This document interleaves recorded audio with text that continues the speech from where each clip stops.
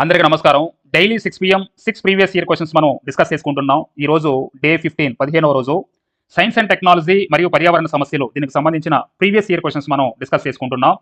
So అందరూ కూడా subscribe అయితే చేసుకోండి. చాలామంది 67.4% మన వీడియోస్ చూస్తూ సబ్స్క్రైబ్ అయితే చేసుకోవట్లేదు. So please subscribe our channel Nagaraju's academy.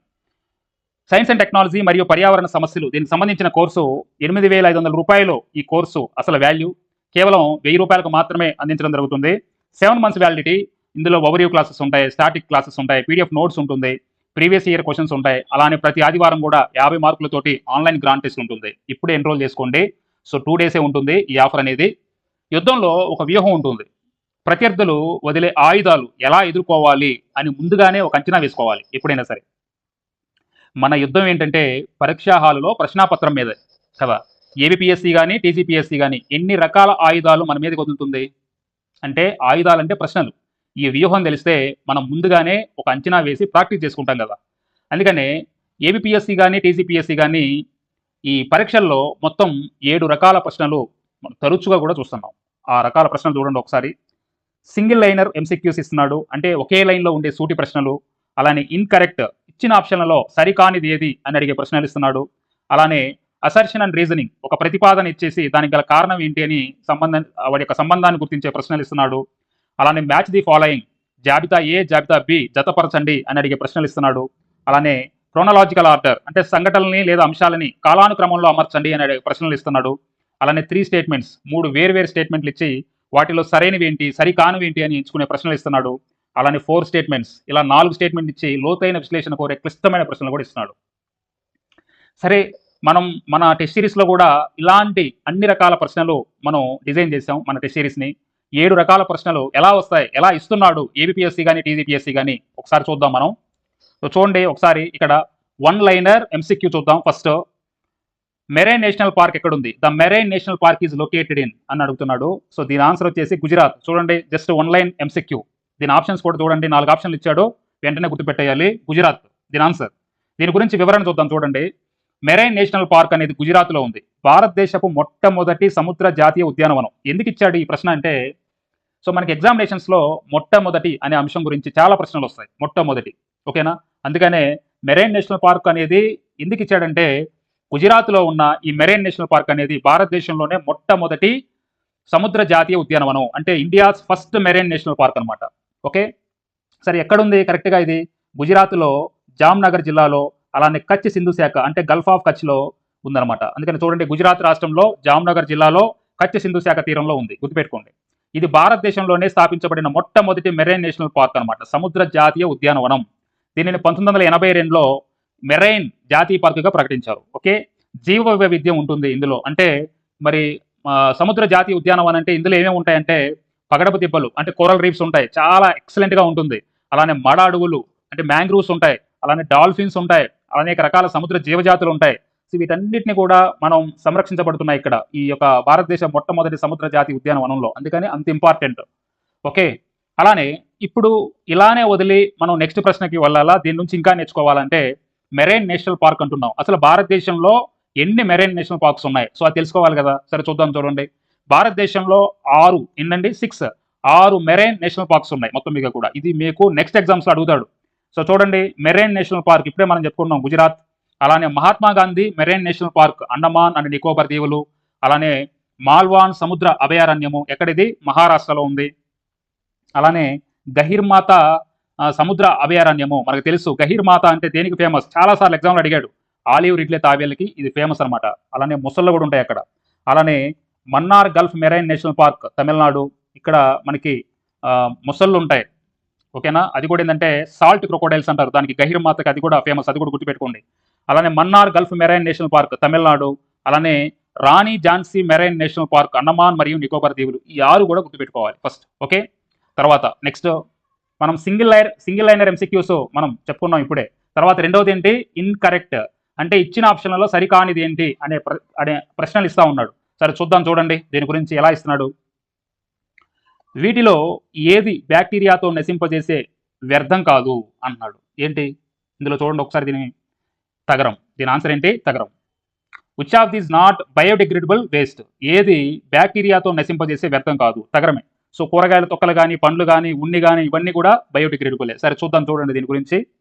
Biodegradable వ్యర్థాలు, బయోడిగ్రేడబుల్ వేస్ట్ ఏ పదార్థాలు అయితే బ్యాక్టీరియా చేత కానీ, శిలీంధ్రాల చేత కానీ, ఇలాంటి సూక్ష్మజీవుల చర్యల వల్ల అవి బయోడిగ్రేడబుల్ అంటే కుళ్ళిపోయి తిరిగి మట్టిలో కలిసిపోతాయో వాటిని బయోడిగ్రేడబుల్ అంటారు. సింపుల్గా అంటే మన ఇంట్లో వాడిపడేసిన కూరగాయలు కానీ, తొక్కలు కానీ, పండ్లు కానీ, అలానే రాలిపోయిన ఆకులు కానీ, అలానే చెక్క కానీ, అలానే కాగితం కానీ, ఇవన్నీ కూడా తిరిగి ఏమవుతాయి, సో మనకి బ్యాక్టీరియా కానీ, శిలీంధ్రాలు కానీ, అలానే ఇలాంటి సూక్ష్మజీవుల చర్య వల్ల మొత్తం కూడా కుళ్ళిపోయి మళ్ళీ తిరిగి మట్టిలో కలిసిపోతాయి. సో కాబట్టి ఉన్ని కూడా చివరికి పూర్తిగా విచ్ఛిన్నం అవుతుంది కొన్ని రోజులకి. ఓకే, తర్వాత నాన్ బయోడిగ్రేడబుల్ అంటే ఇవి సహజ ప్రక్రియల ద్వారా లేదా సూక్ష్మజీవుల ద్వారా విచ్ఛిన్నం కావు.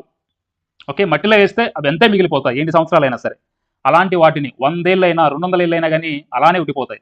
ఉదాహరణకి మనం వాడి పాడేసే ప్లాస్టిక్ బాటిల్స్ కానీ, అలానే గాజు కానీ, అలానే లోహాలు, ఇప్పుడే మనం చెప్పుకున్నాం లోహం అంటే ఇక్కడ తగరం, టిన్.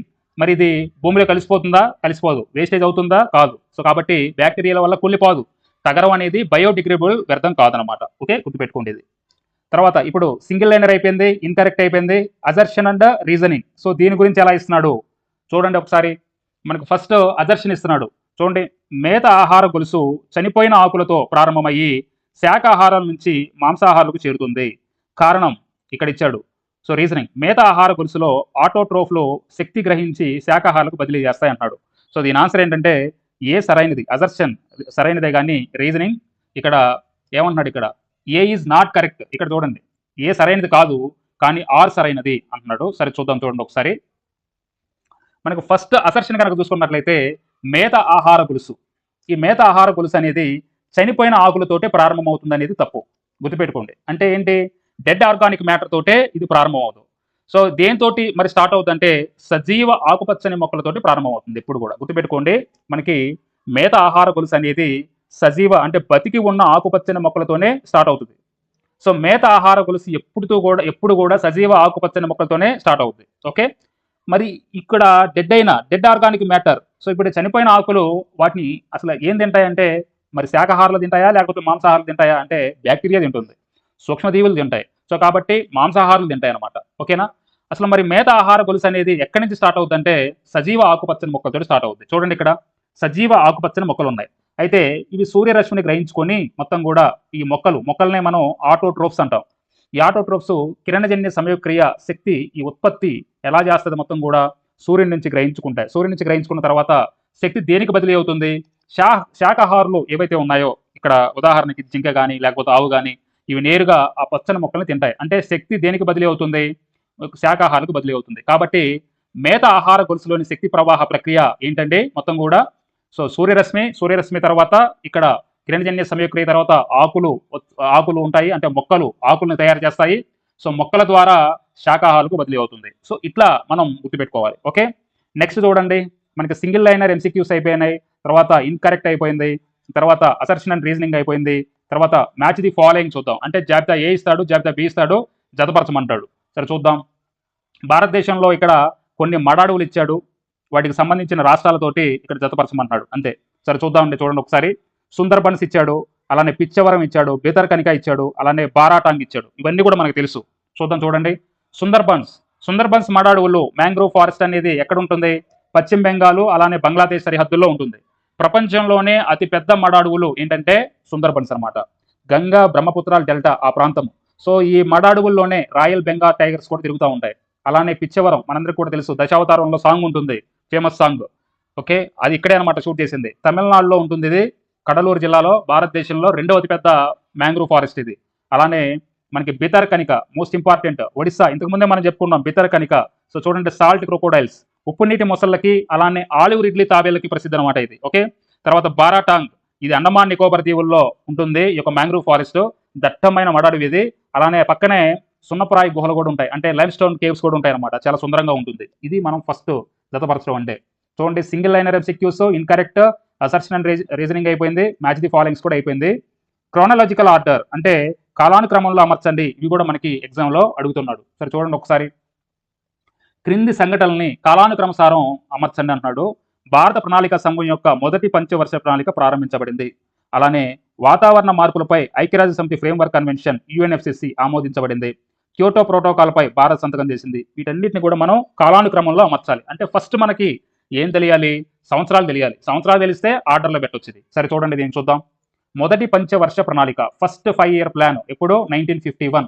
భారతదేశంలో మొదటి పంచవర్ష ప్రణాళిక, భారతదేశంలో ప్రణాళికా సంఘం ద్వారా మొట్టమొదటి పంచవర్ష ప్రణాళిక 1951లో ప్రారంభించబడింది. ఓకే, తర్వాత నెక్స్ట్ చూడండి, యుఎన్ఎఫ్సిసిసి మనకందరికి కూడా తెలుసు, మన క్లాసులు చెప్పుకుంటున్నాం కదా. 1992లో రియో డి జనీరోలో ఓకే ఎర్త్ సమ్మిట్ మనందరికీ తెలుసు ధరిత్రి సదస్సు అంటారు. దీనిలోనే ఈ ధరిత్రి సదస్సు సందర్భంగానే యుఎన్ఎఫ్సిసి ఆమోదించబడింది. ఓకే, తర్వాత క్యోటో ప్రోటోకాల్పై భారత సంతకం ఎప్పుడు చేసింది? 2002 ఆగస్టులో. గుర్తుపెట్టుకోండి, ఇది మనం ఆల్రెడీ క్లాసులో చెప్పుకున్నాం. ఇది మీ పుస్తకాల్లో కూడా ఉండదు, మన క్లాసుల్లో నేను చెప్పాను వివరంగా. క్యోటో ప్రోటోకాల్ 1997లో ఆమోదించబడింది. అట్లానే మన ఇండియా ఎప్పుడు రాటిఫై చేసిందంటే 2002 ఆగస్టులో. సో కాబట్టి ఏబిసి. ఓకే, దీని ఆన్సర్ ఏంటి? ఏబిసి. ఇదనమాట, సంవత్సరాల పేర్లు గుర్తుపెట్టుకోవాలి. ఇక తర్వాత క్రానాలజికల్ ఆర్డర్ కూడా, అంటే కాలానుక్రమం ఇట్లా వస్తాయి ప్రశ్నలు. అలానే 4 స్టేట్మెంట్స్ ఆల్రెడీ మనకు తెలుసు. చూడండి ఒకసారి. వ్యవసాయ పద్ధతులు మరియు వాటి పర్యావరణ ప్రభావానికి సంబంధించిన సరైన ప్రకటనలు ఎంచుకోండి. మొదటి స్టేట్మెంట్ చూడండి, కృత్రిమ ఎరువులు మరియు పురుగు మందుల వాడకము నేల మరియు నీటి కాలుష్యానికి దారితీస్తుంది. అంతే కదా, రైట్ స్టేట్మెంట్. మనం ఎప్పుడైతే కృత్రిమ ఎరువులు వాడతామో, పురుగు మందులు వాడతామో నేల పాడైపోద్ది, అలానే నీటి కాలుష్యం కూడా జరుగుతుంది. ఓకే, అలానే సుస్థిర వ్యవసాయ పద్ధతులు నేల ఆరోగ్యము మరియు జీవ వైవిధ్య పరిరక్షణ ప్రాధాన్యత ఇస్తాయి. ఇది కరెక్ట్ స్టేట్మెంట్ ఇది కూడా. సో సుస్థిర వ్యవసాయ పద్ధతులు, మనం ఏదైతే సస్టైనబుల్ అగ్రికల్చర్ చేస్తామో అలాంటి మెథడ్స్ వల్ల నేల ఆరోగ్యం బాగుపడుతుంది, అలానే జీవ వైవిధ్య పరిరక్షణ కూడా జరుగుతుంది. సో కాబట్టి 1, 2 సరైనవి. ఇక సరికానివేంటి? ఆధునిక వ్యవసాయానికి మంచినీటి వనరుల క్షీణతకు సంబంధం లేదన్నాడు. సంబంధం ఉంది. మోనోకల్చర్ వ్యవసాయం యొక్క విస్తరణ మొత్తం పర్యావరణ వ్యవస్థ స్థిరత్వానికి ప్రయోజనకరంగా ఉంటుందన్నాడు. సో ఇది కూడా రాంగ్ స్టేట్మెంట్స్. కాబట్టి 1, 2 సరైనవి. సో దీని నుంచి చూడండి. మనకి ఫస్ట్ థర్డ్ ఆప్షన్ ఉంది. థర్డ్ ఆప్షన్ ఒకసారి చూడండి. థర్డ్ ఆప్షన్ ఏంటి? ఆధునిక వ్యవసాయానికి మంచినీటి వనరుల క్షీణతకి సంబంధం లేదు అన్నాడు. సరే చూద్దాం దీనికి సంబంధించి. ఫస్ట్ ఇప్పుడు ఉదాహరణకి ఆధునిక వ్యవసాయానికి మంచినీటి వనరుల క్షీణతకు సంబంధం లేదంటే మనం అచ్చంగా ఏం చేస్తున్నాం? ఆధునిక వ్యవసాయంలో ఏం చేస్తున్నాం? బోర్వెల్స్ వేస్తున్నాం. ఈ బోర్వెల్స్ అత్యధికంగా వేయడం వల్ల, అంటే ఇప్పుడు ప్రతి ఒక్కళ్ళు కూడా బోర్వెల్స్ వేస్తున్నారు. ఇవి చూడండి ఒకసారి, హెక్టార్కి. అలానే మన పొలాల్లో ప్రతి ఒక్కరు కూడా కాలం ఎప్పుడు వస్తుందో, వర్షాలు ఎప్పుడు పడతాయో ముందు బోర్వెల్స్ వేద్దామని చెప్పేసి బోర్వెల్స్ వేస్తున్నారు. మరి ఇట్లా విపరీతమైన బోర్వెల్స్ వల్ల ఏమవుతుంది? భూగర్భ జలం మొత్తం కూడా ఎండిపోతుంది. సో కాబట్టి మరి ఆధునిక వ్యవసాయానికి మంచినీటి వనరుల క్షీణతకి సంబంధం ఉందా? ఎస్. ఓకే, అలానే మోనోకల్చర్ వ్యవసాయం యొక్క విస్తరణ మొత్తం పర్యావరణ వ్యవస్థ స్థిరత్వానికి ప్రయోజనకరంగా ఉంటుంది. అసలు మోనోకల్చర్ అంటే ఏంటి? ఓకే, అంటే ఏక పంట. అంటే మనం ఒకే రకమైన పంట పదే పండిస్తూ ఉంటాం. ఇప్పుడు అచ్చంగా పండిస్తే వరే, అచ్చంగా పండిస్తే గోధుమే, అచ్చంగా పండిస్తే అదే పత్తి. ఎన్నాళ్ళైనా కానీ అదే పంట వేస్తున్నాం అనుకోండి, మరి దానివల్ల ఏమవుతుందంటే ఆటోమేటిక్గా భూసారం దెబ్బతింటుంది. ఫస్ట్ అంటే మట్టిలోని పోషకాలు మొత్తం కూడా ఒకే రకంగా వినియోగించబడతాయి. ఓకే, ఇప్పుడు పత్తి వేసామనుకోండి, పత్తికి కాల్షియం ఎక్కువ కావాలి. సో కాల్షియం అనేది ఎక్కువగా పోద్ది, అంటే మొత్తం కూడా ఉన్న కాల్షియం మొత్తం కూడా ఒక్కసారిగా పోద్ది. ఓకే, అట్లా. అలానే పర్యావరణ స్థిరత్వానికి నష్టం చేకూరుతుంది. ఇప్పుడు మొత్తం పర్యావరణ వ్యవస్థ మొత్తం స్థిరత్వానికి నష్టమే కలిగింది. అంటే చీడపీడలు వస్తాయి, చీడపీడల ముప్పు పెరుగుతుంది. ఒకే రకమైన పంటపై చీడపీడలు సులభంగా వ్యాప్తి చెందుతాయి. సో కాబట్టి ఏక పంట ఎప్పుడైనా కానీ పర్యావరణ స్థిరత్వానికి హాని చేస్తుంది, ఇది ప్రయోజనం కాదు. ఓకే, ఇది దీనికి సంబంధించి. సో ఇదండి, మనం 7 రకాల ప్రశ్నలు మనం చెప్పుకుంటాం. ఈ 7 రకాల ప్రశ్నలే ఏపీఎస్సీ కానీ టీజీపీఎస్సీ కానీ ఎగ్జామ్స్లో అడుగుతున్నాడు. కాబట్టి ఇది దీనికి సంబంధించి. వీడియో నచ్చితే అందరూ కూడా లైక్ చేయండి, మన ఛానల్ని సబ్స్క్రైబ్ చేయండి. Thank you.